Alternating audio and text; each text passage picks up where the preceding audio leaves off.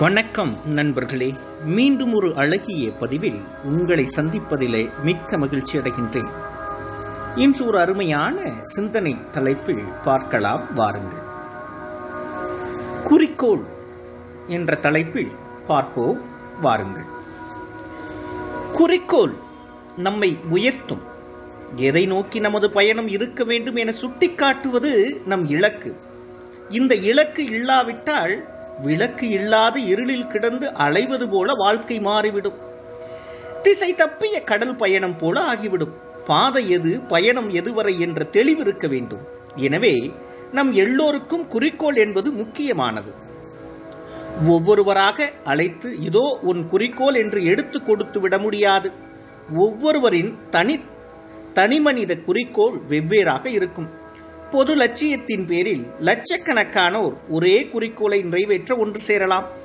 பொது குறிக்கோளுக்காக தனி மனிதர்கள் பாடுபடுவதும் அவசியம். தனிமனித முன்னேற்றத்திற்காக சொந்த குறிக்கோளை உருவாக்கிக் கொள்வதும் அவசியம்.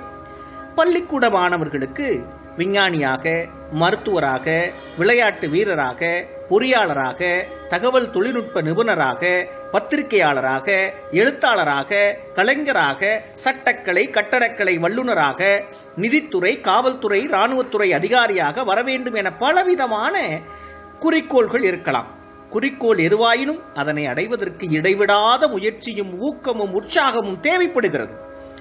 தனிமனித குறிக்கோள் வயதுக்கும் சூழலுக்கும் வாழ்நிலைக்கும் ஏற்ப மாறிக்கொண்டே இருக்கும். படித்து முடிப்பது குறிக்கோளானால் பின்னர் வேலைக்கு செல்வது, திருமணம் முடிப்பது என அடுத்தடுத்த குறிக்கோள்கள் வந்துவிடும். இப்படி தனிமனித குறிக்கோள் மாறிக்கொண்டே இருக்கும். இதனை நிறைவேற்ற திட்டம் தேவை.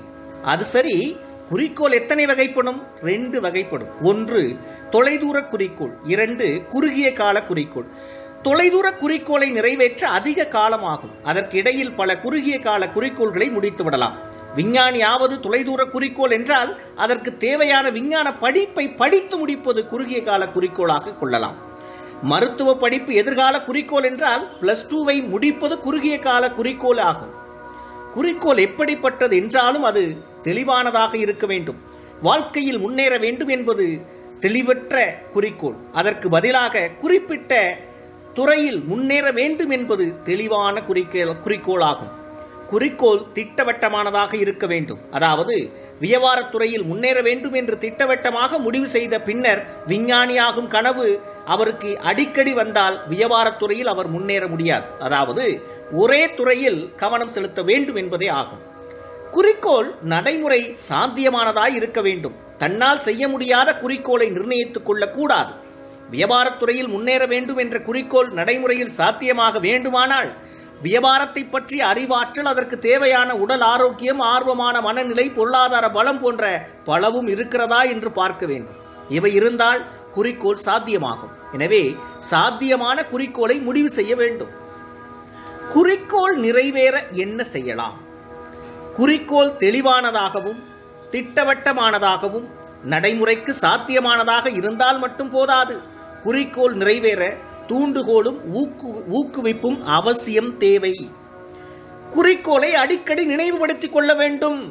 குறிக்கோளை அடையும் மனநிலை அதிகம் தேவை. பன்முக திறமை அவசியம். துணிச்சல் வேண்டும். திட்டமிடல் முக்கியம். திட்டமிட்டதை சரியாக செயல்படுத்துவது அதைவிட முக்கியம். நேர மேலாண்மை மிக மிக அவசியம். இவ்வாறெல்லாம் நீங்கள் இருந்தால் உங்கள் குறிக்கோளை விரைவில் அடைந்து விடலாம். குறிக்கோள் நம்மை உயர்த்தும். எதை நோக்கி நமது பயணம் இருக்க வேண்டும் என சுட்டிக்காட்டுவது நமது இலக்கு. இந்த இலக்கு இல்லாவிட்டால் விளக்கு இல்லாதது இருளில் கிடந்து அலைவது போல வாழ்க்கை மாறிவிடும். திசை தப்பிய கடல் பயணம் போல ஆகிவிடும். பாதை எது, பயணம் எதுவரை என்ற தெளிவிருக்க வேண்டும். எனவே நம் எல்லோருக்கும் குறிக்கோள் என்பது முக்கியமானது.